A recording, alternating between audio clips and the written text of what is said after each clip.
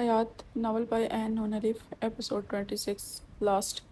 مطلب یہی کہ میرا چہرہ نہ کھولنے کی بات بھی مردوں میں پہنچ رہی ہے تو کھلے چہرے کی بات کیسے نہ پہنچے گی۔ وہ عورتیں بہت شوق اور محبت سے میری بات سنتی ہیں، پسند کرتی ہیں اور جوش میں آ کر بے شک ان کی نیت بری نہ ہو مگر وہ اپنے مردوں سے اس کا ذکر کریں گی۔ اگر ان کے مرد یہ پوچھنے لگے کہ دیکھنے میں کیسی ہے تو پھر وہ میری بناوٹ ان پر ظاہر کر دیں گی۔ اس لیے سختی سے حکم ہے دونوں کے لیے کہ اپنے مرد اور عورت کے سامنے تم غیر مرد و عورت کا تذکرہ نہ کیا کرو۔ عورتوں کی سب سے بری عادت یہی ہے کہ وہ اپنے مردوں کو دوسری عورتوں کی بات بتاتی ہیں، جس وجہ سے ان کے مرد ان اندیکھی صرف سنی ہوئی عورتوں میں دلچسپی لینے لگتے ہیں۔ یعنی بہت سی عورتیں اپنے مردوں کو گناہ پر خود لگاتی ہیں اور ان کے مردوں کا ایمان اتنا کمزور ہوتا ہے کہ گناہ میں پڑ جاتے ہیں۔ یہی وجہ ہے کہ اللہ کے نبی نے منع فرمایا ہے، یعنی عورتوں کو حکم دیا ہے کہ عورتوں کے سامنے بھی اپنی زیب و زینت کو نہ کھولا کرو، اور مار یعنی مردوں کی طرح مقابلہ نہ کرنے والی بازاروں میں مردوں کی طرح لڑنے جھگڑنے والی عورت سے ایسا ہی پردہ ہے جیسا مرد سے۔ مجھے سمجھ میں نہیں آتا بیوی کس طرح تمہارا احترام کروں، جتنا کرتا ہوں ہر بار اتنا ہی کم لگتا ہے، میرے اللہ ہی کروا سکتا ہے۔ بس دعا کیا کریں اللہ ہمیں ایسے ہی احترام والا رکھے، کیونکہ استقامت اصل ہے، نیکی کرنا کمال نہیں ہے، اس پر ٹکے رہنا کمال ہے، اور وہ بھی کمال ہے بیوی جو نوفل احمد خان اپنے بیوی پر کرتا ہے۔ میری منہ دکھائی، آپ نے بغیر گفٹ کے منہ دیکھا میرا، اب دیں منہ پھلا کر اس کی طرف سے رخ پھیرا، اور نوفل احمد خان تو بس اس کے پل پل بدلتے روپ میں جیتا تھا۔ بیوی منہ دکھائی تو میں 1 مہینہ پہلے دے چکا ہوں، لبوں کا کونا دانتوں میں دبا کر بولا، کب دیا؟ میں نے تو دیکھا بھی نہیں، اور میرے ہاتھ میں بھی نہیں دیا، منہ ہنوز پھولا ہوا تھا۔ دیا ہے بیوی، ہاتھ میں نہیں دیا مگر پھر کس میں دیا ہے؟ تمہارے اس چھوٹے سے پیارے سے اسٹمک میں۔ آپ بہت، اور وہ پھر اسے کتنی دیر تک ہنساتا رہا تھا۔ ان کا رب ان پر حد درجہ مہربان تھا۔ یہ منہ دکھائی ہے، وہ اپنے ہاتھوں میں پکڑے ٹکٹس کو دیکھ کر شاک تھی۔ یس مائی جان بیوی، یہ تمہاری منہ دکھائی جو بالکل تمہارے شایان شان ہے۔ اس کے گرد حصار باندھتا وہ اس کی حیرت کو انجوائے کر رہا تھا، مگر 5 اپنے ہاتھ میں ڈھج کے ٹکٹ کو پکڑے وہ اب بھی حیرت میں تھی۔ اس کی دعا قبول ہوئی تھی؟ جی ہاں، دادی ان لا، سسر جی، مدر ان لا، نوفل احمد خان اور اس کی بیوی، اور یہ بیوی کی آخری دعا بھی پوری ہو گئی۔ ہم ٹھیک 1 ہفتے بعد نکل رہے ہیں۔ اور حیات فرتے جذبات سے اس سے لپٹ گئی تھی، آنکھوں سے اشک بہنے لگے تھے۔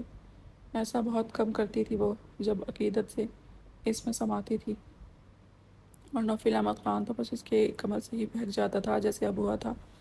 آپ لوگ بھی چلتے نا آپ بھی تو سب کتنا اچھا ہوتا۔ ہم پہ انشاءاللہ تم لوگوں کے آنے کے بعد عمرے کے لیے جائیں گے۔ الہان کا یہ بہت اہم مشن ہے، انشاءاللہ اللہ اس میں کامیاب کرے، پھر عمرہ، پھر ہم بھی ساری فیملی جائیں گے۔ چلو ہو گئی تمہاری پوری پیکنگ، اور اب میں نکلتی ہوں، آنسر ویٹ کر رہا ہے، وہیں سے سب کو سی آف کر دوں گی، اور ماما کی طبیعت بھی خراب ہے، تم اپنا بہت خیال رکھنا۔ اس کے گلے مل کر اسے بہت سی ہدایت دیتی وہ آذر کے ساتھ نکل گئی۔ سنیے، فائل چیک کرتا۔ نوفل احمد خان اس کی آواز پر متوجہ ہوا تھا، جو اب سلام کر کے اسے دودھ کا گلاس دے رہی تھی، اور روزانہ کی طرح اس نے گلاس لے کر سائڈ میں رکھا اور اسے اپنے قریب کیا۔ نام لو میرا۔ آج پھر اسے اپنا نام بلوانے کا دورہ پڑا تھا۔ اس کا کہنا تھا وہ بھی اس کا نام لیا کرے جیسے منال لیتی ہے، ایمن لیتی ہے اور دوسری عورتیں۔ آپ کیوں کرتے ہیں ایسا؟ میں نہیں لے سکتی آپ کا نام۔ وہ پھر منمنائی تھی، کیوں؟ کیونکہ آپ بڑے ہیں نا، اور بس مجھ سے نہیں لیا جاتا، میں ایسے ہی بولوں گی۔ اور پھر اس کو کنونس کرنے کے لیے اسی میں پناہ لے لی۔ پھر تو نوفل احمد خان بھی کنونس ہونا ہی تھا، اور ویسے بھی وہ اس کا یہ انداز بہت انجوائے کرتا تھا۔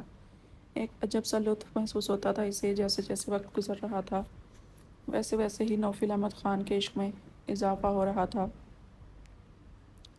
10 سال بعد آج اس کے بیٹے کی قرآن حفظ کی دستار بندی تھی، اسی کے مدرسے میں جو اس نے اپنی ماں کی صدقہ جاریہ کے طور پر بنوایا تھا، جس کا نام دارالفلاح رکھا تھا، اور اسی کے ساتھ ایک ہاسپٹل جو خاص عورتوں کے لیے تھا جو اس نے اپنی بیوی کے لیے بنوایا تھا، جہاں کے ڈاکٹرز مسلمان تھیں اور باپردہ بھی، اور یہ اس نے اسی وقت بنوانا شروع کر دیا تھا جب اس کی بیوی نے کنسیو کیا تھا، اور اسی کے آدھے ادھورے بنے ہوئے ہاسپٹل میں اس کے بچے کی ولادت ہوئی تھی، جہاں اس نے اپنی بیوی کی بے پردگی فیمیل ڈاکٹرز کے سامنے بھی نہیں ہونے دی تھی۔ وہ ہر پل اس کے ساتھ موجود رہا تھا، کیونکہ یہ اس کی بیوی کی چاہت تھی جسے اس نے اپنے رب کے لیے پورا کیا تھا، اور آج اسی کے مدرسے میں اسی کے بیٹے کی سب سے پہلی دستار بندی تھی، جہاں وہ چیف گیسٹ بھی تھا اور وہاں کا مالک بھی۔ اللہ نے مردوں کو پہلے پیدا کیا اور پھر ان کی پسلی سے اپنی ایک قیمتی نعمت پیدا کی جو مردوں سے بھی عزت میں بلند مرتبے والی ہے، اور پھر اسے اس مرد کے ہاتھوں میں سونپ کر کہا کہ یہ میری امانت ہے، اس کی حفاظت کرنا۔ اسے ایک محافظ بنایا اور پھر وہ محافظ لٹیرا بن گیا۔ اس نے اپنے رب کی اس نعمت میں خیانت کی، اسے ذلیل کیا جس کی عزت مرد پر فرض کی، اسے پیر کی جوتی سمجھا جسے اللہ نے اپنے گھر یعنی دل کے قریب رکھنے کا حکم دیا۔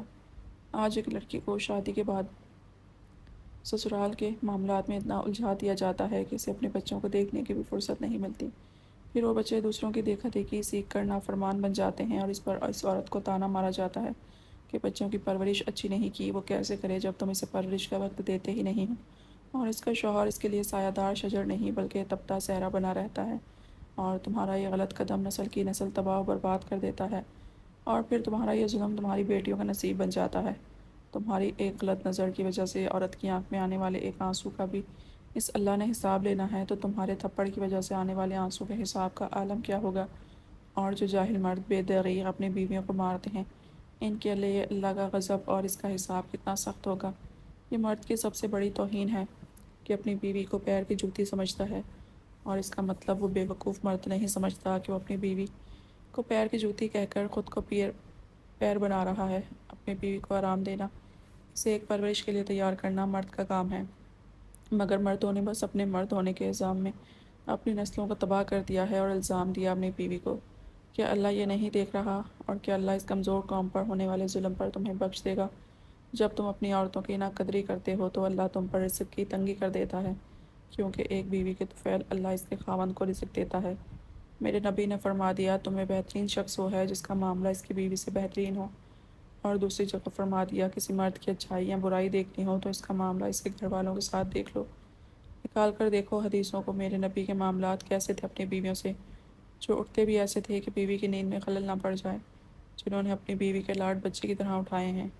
اور کیا اللہ کا فرمان نہیں، عورتوں کے معاملے میں اللہ سے ڈرو، عورتوں پر ظلم کرنے والے پر اللہ کی سخت پکڑ ہوگی، کیونکہ تمہاری سختی اور ظلم کی وجہ سے وہ اپنے بچوں کی بہترین پرورش کرنے کے قابل نہیں رہتی۔ نکاحی زندگی حسین سے حسین تر ہے جو صرف تمہارے عمل پر ٹکی ہوئی ہے، چاہو تو اس کو جنت بنا لو، چاہو تو جہنم۔ اللہ نے اگر مرد میں اپنی چند صفتیں ڈال کر اسے مجازی خدا بنایا ہے تو عورت کو اپنی بس ایک صفت دے کر اس مرد کے برابر کر دیا ہے، اور اس کی وہ صفت وہ ہے تخلیق کی، یعنی پیدا کرنے کی۔ تو پھر تم اسے حقیر کیسے سمجھ سکتے ہو؟ سارے لوگ اس کا بیان سن کر دنگ تھے، اور یقیناً ان کے دلوں پر اس کی بات اثر کر رہی تھی جب یہ سب اپنے اپنے محاسبوں میں لگے ہوئے تھے۔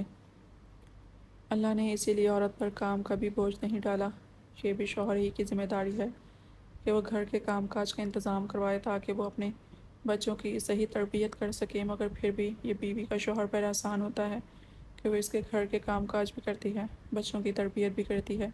اگر ہم سنت نبویہ کھول کر پڑھیں تو اندازہ ہوگا کہ اللہ نے عورت پر کوئی بوجھ ڈالا ہی نہیں ہے، سوائے تخلیق کے جو انہیں مرد کے برابر لا کھڑا کرتا ہے، اور پھر جس جنت کے لالچ میں ہم لوگ اللہ کو راضی کرتے ہیں، اپنا لہو بہاتے ہیں، وہ اللہ رب العزت نے اٹھا کر اسی عورت کے قدموں کے نیچے ڈال دی ہے جسے مرد حقارت کی نظر سے دیکھتے ہیں۔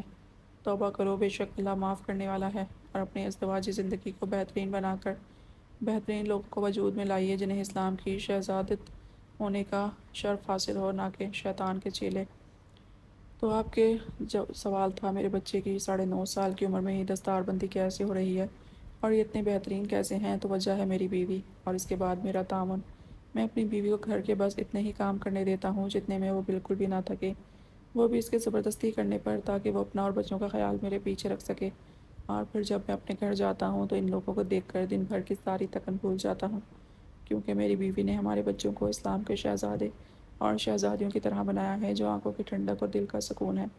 اور پھر ان لوگوں کا خیال رکھ کے میں اپنا فرض ادا کرتا ہوں جس میں میرے لیے سکون ہے، بیزاری نہیں۔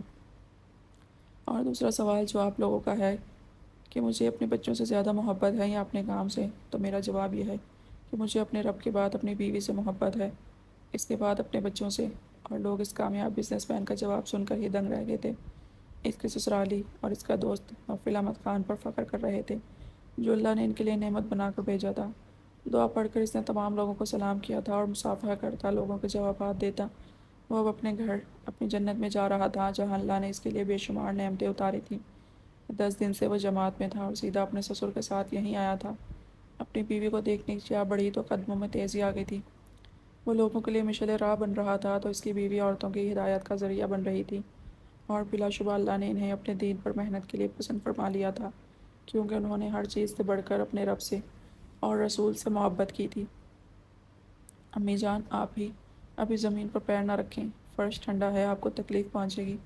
میں آپ کی سلیپر لاتا ہوں۔ اس کا دوسرا 8 سالہ بیٹا قاسم اپنی ماں کو بغیر سلیپر کے صوفے سے اترتے دیکھ کر دوڑ کر آیا تھا۔ او میری امی میری جان، کچھ نہیں ہوگا۔ اس نے اس کے دونوں گالوں پر پیار کرتے ہوئے کہا۔ نہیں امی جان، آپ کی طبیعت ٹھیک نہیں ہے، آپ یہ پہن کر اتریں اور بتائیں کہاں جانا ہے آپ کو۔ ابو جان نے کہا تھا کہ آپ کو کوئی کام نہیں کرنا ہے، خالدہ آنٹی کام کر دیں گی۔ صحیح کہہ رہا ہے قاسم بیٹا۔ حیات، نوفل کو پتہ چلا کہ بخار میں تم نے کام کیا ہے تو پھر وہ ناراض ہو جائے گا۔ فائزہ بیگم نے بھی نواسے کی ہاں میں ہاں ملائی تھی۔ ابراہیم، نوفل احمد خان کی آج دستار بندی تھی، جس کی وجہ سے سارے لوگ آئے ہوئے تھے۔ اس کی طبیعت خراب تھی آج صبح سے ہی، جس کی وجہ سے سارا کھانا بھی منال، رابعہ پھپھو اور فائزہ بیگم نے مل کر بنایا تھا۔ 5 سال قبل دادی کا انتقال ہو چکا تھا، جو آج بھی سب کی باتوں میں اول روز سے ایک نیکی کی طرح زندہ تھی۔ ان 10 سالوں میں جہاں اللہ نے اسے 4 بچوں سے نوازا تھا، وہیں منال کے بھی 4 ہی بچے تھے اور آذر کے بھی، بس احمد کے بھی 2 ہی تھے، اور ان کے بچوں کی تربیت میں بچپن سے ہی ایسی پختگی تھی کہ وہ لوگ اپنے ماں باپ کو بادشاہ اور ملکہ کی طرح ٹریٹ کرتے تھے، اور ان بچوں میں نوفل احمد خان اور حیات کے بچے نہایت ہی نمایاں تھے۔ بیٹے بالکل نوفل احمد خان کی طرح ہی اس کا خیال رکھتے تھے۔ ایک جنت تھی ان کی یہ، جو اللہ نے ان کے لیے زمین پر بھی اتار دی تھی، اور پھر بہت ہی خوشگوار ماحول میں کھانا کھایا گیا۔ نوفل احمد خان نے سب لوگوں میں اپنی بیوی کی غیر موجودگی کی شدت محسوس کی تھی۔ اس کی طبیعت کچھ ایسی ہو رہی تھی، اس لیے وہ آرام کر رہی تھی۔ اس کی بے چینی اس کی سانس محسوس کر چکی تھی۔ حیات کے لیے اس کی شدت سے سبھی واقف تھے۔ صحیح سے کیوں نہیں کھا رہے ہو؟ الحان نے اس کی غائب دماغی نوٹ کر لی تھی۔ میری بیوی بیمار ہوئی اور اس نے مجھے بتایا نہیں۔ اتنی زیادہ نہیں ہے، بتایا تھا تجھے؟ بتایا تھا مجھے منال نے۔ ابو جان، میں امی کے پیروں پر زیتون آئل لگا کر آیا ہوں، زبردستی ان کے پیر بہت ٹھنڈے ہو رہے ہیں نا۔ قاسم کے بتانے پر وہ اور بے چین ہوا تھا۔ وہ آج بھی ایسا ہی تھا، اپنی بیوی کا عاشق۔ چلو بھائی اب آرام کرو، سب کافی رات ہو گئی ہے۔ فرحان صدیقی بھی داماد کی پریشانی محسوس کر گئے تھے، جو اب مروت میں ان سب کے ساتھ بیٹھا ہوا تھا۔ ابو جان، میں نانا جان کے ساتھ سوؤں گا۔ عبداللہ، الحان کا بیٹا کے کہنے پر قاسم بھی آگے آیا، اور ان کی دیکھا دیکھی اس کی بیٹیاں بھی۔ بالکل بچوں، چلو سب۔ جب بھی بچوں کے نانا نانی آتے تو سارے بچے ہی ان کے گرد ہو جاتے تھے۔ وہ اپنی بیوی کا کھانا لے کر اپنے روم کی طرف بڑھ گیا تھا۔ وہ روم میں داخل ہوا تو حیات ابراہیم کو گود میں لیے بیٹھی تھی اور اس کی ساری روادات سن رہی تھی، اور ابراہیم ساتھ ہی ساتھ اس کا سر بھی دبا رہا تھا۔ وہ بلا شبہ نوفل احمد خان کی کاپی تھا۔ ابو جان، امی کے قدموں کے نیچے جنت ہے نا؟ ہاں بیٹا۔ اتنا سنتے ہی ابراہیم حیات کے قدموں میں جھکا تھا اور اس کے پیروں کو بوسہ دیا تھا، اور حیات اسے روک بھی نہیں پائی تھی۔ نوفل احمد خان نے مسکرا کر بیٹی کو دیکھا تھا۔ مولانا نے کہا تھا کہ جنت کی خوشبو وہیں سونگھ سکتا ہے جو اپنے والدین کا فرما بردار ہوتا ہے، اور میں نے ابھی وہی خوشبو سونگھی۔ ابو جان، میں فرما بردار ہوں نا؟ اس میں رب کی ناراضگی کا خوف بالکل حیات جیسا تھا۔ ہاں میرے لال، تم فرما بردار ہو، اور اب جاؤ ورنہ نانا جان کے قصے سننے نہیں ملیں گے۔ اس کے کہنے پر وہ دونوں کو سلام کرتا اور ان کے ہاتھوں پر بوسہ دیتا چلا گیا۔ ناراض ہیں؟ اس کے خاموشی سے کھانا رکھنے پر وہ گویا ہوئی تھی۔ تم خیال کیوں نہیں رکھا اپنا؟ قاسم بتا رہا تھا تم ٹھیک سے کھانا نہیں کھاتی تھی۔ وہ آج بھی ویسی ہی تھی، وزن بس اب 50 کلو ہو گیا تھا۔ آپ کھلائیں؟ اس کے کہنے پر وہ اس کے قریب بیٹھ کر اسے کھلانے لگا تھا، مگر بات اب بھی نہیں کی تھی۔ وہ بھی خاموشی سے کھاتی رہی۔ اسے کھلا کر روم سے ملحق گیلری میں چلا گیا۔ میں نے خیال رکھا، مگر جو عادت آپ نے ڈالی ہوئی ہے وہ تھوڑا ادھورا کر جاتی ہے آپ کی غیر موجودگی میں، اور یہ مجھے تکلیف نہیں دیتی بلکہ ہر پل آپ کی یاد دلاتی ہے، اور یہ میرے لیے زیادہ خوشی کا باعث ہے۔ اب آپ کی بیوی اتنی بھی کمزور نہیں رہی۔ اس کی پشت سے حصار قائم کیے وہ اسے مطمئن کرنے کی کوشش کر رہی تھی۔ ننگے پیر اٹھ کر کیوں آئی ہو؟ اسے گود میں لیے واپس اندر آیا تھا۔ ناراض وہ اس سے رہ نہیں پاتا تھا تاکہ آپ خیال رکھیں۔ آپ کو پتہ ہے آج میں بہت خوش ہوں۔ جانتا ہوں، اور تم بلا شبہ ایک بہترین ماں ہو۔ اور ہم بھی اب جنت کے تاج کے حقدار ہو گئے ہیں۔ اسے اپنی گود میں بٹھائے اور مضبوطی سار قائم کی۔ اب وہ اپنی تھکن اتار رہا تھا۔ آج مجھے دادی بہت یاد آئی تھی، اور نوفل احمد خان اس کی بیماری کی وجہ پا گیا تھا۔ اس کی دادی سے انسیت اور اچھی طرح واقف تھا۔ وہ آج ہمارے بچوں کو دیکھتی نہ تو بہت خوش ہوتی، اور مجھے یقین ہے اللہ نے انہیں بھی بہت خوش رکھا ہوگا۔ اس بار کتنے لوگوں کو حج پر بھیج رہے ہیں؟ اس کے ہاتھوں کو اپنے چہرے پر رکھتے ہوئے پوچھا تھا۔ 4 اس بار جماعت میں کیا کر کے آئے ہیں؟ ایک گاؤں میں ایک مسجد اور وہاں پانی کا انتظام کروایا ہے، اور یہ وہ کام تھے جن کی خبر اس کے رب کے بعد اس کی بیوی کو تھی۔ میں نے بہت مس کیا آپ کو۔ اور پھر تم نے میری شرٹ پہنی ہوگی۔ جی، مگر صرف سوتے وقت۔ اس بار بھی ہم حج پر جا رہے ہیں بیوی۔ امی کے نام کا ایک اور حج کرنا چاہتا ہوں۔ اس کی بات پر اس نے اس کے مضبوط حصار میں اپنی شدت بھی شامل کی تھی۔ آپ کو پتہ ہے پاپا اور بھائی کہہ رہے تھے کہ آپ سارے مردوں کو اچھا شوہر بنا کر چھوڑیں گے۔ بیوی، میں تمہارے ساتھ جنت میں نہیں جانا چاہتا۔ اس کی بات پر اس نے سوالیہ نظریں اس کی طرف کی تھی۔ کیونکہ میں تمہارے ساتھ تمہارا ہاتھ پکڑ کر اپنے رب کے سامنے جانا چاہتا ہوں۔ اللہ جب ہمارا حساب لے تو ہم دونوں کو ساتھ رکھے۔ اپنی خواہش کا اظہار کرتا وہ اسے حدت پہنچا رہا تھا۔ میں بھی، آپ کو معلوم ہے، آپ صلی اللہ علیہ وآلہ وسلم نے فرمایا، تم میں بہترین مرد وہ ہے جو اپنی بیوی کے ساتھ سب سے اچھا ہو، اور آپ وہ بہترین مرد ہیں۔ میں آپ سے راضی ہوں، میرا رب بھی آپ سے راضی ہے۔ کیا آپ مجھ سے راضی ہیں؟ آواز میں نمی تھی۔ میں تم سے راضی ہوں، میرا رب بھی تم سے راضی ہے، اور تم بھی مجھ سے راضی ہو جانا۔ کہنے کے ساتھ ہی وہ اس پر چھاتا چلا گیا تھا، اور ان کا پیار بالکل ایسے ہی رہنا تھا، کیونکہ وہ دونوں اپنے رب سے سب سے زیادہ محبت کرنے والے تھے، اللہ کی رضا کو مقدم جاننے والے تھے، تو ان کا رب بھی ان سے راضی تھا اور ہمیشہ راضی رہنے والا تھا۔ ختم شد۔